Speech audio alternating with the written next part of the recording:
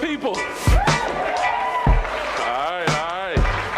All right, friends. So I stand before you today feeling privileged, feeling proud of the work that I've heard that you guys have already been leading.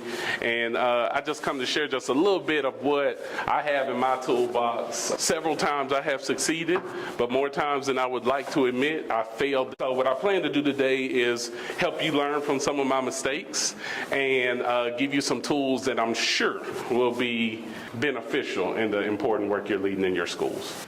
I learned that conflict is inevitable.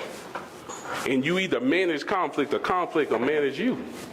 And then noticing that the study of pedagogy and the study of andragogy really isn't that different. And if you're not familiar with the study of andragogy, that is the study of how adults learn, where pedagogy is the study of how children learn. Easiest thing for him to do would be to run the mission himself because, hey, he knows how to do it. But teaching other folks to do what you know, I'm sure everyone in this room at one time or another has experienced that can be a challenge. The only way you can impart your knowledge on other folks is if you give them the real-time coaching to get them proficient in what you want them to learn. And then, of course, you have the circle of control.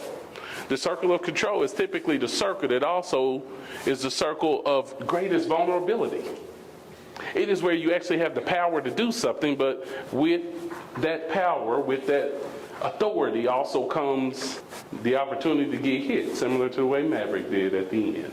I once heard it was an African proverb, then I read it was an Indian proverb. I'm gonna say some folks told this story before me. In the second you as a principal step outside of your role to do somebody else's, somebody might miss because they needed your real-time coaching. They needed your modeling. They needed your feedback. Being a principal just requires a whole lot of moving parts. And it oftentimes isn't enough time in the day and enough resources in the vault. We got to make a way.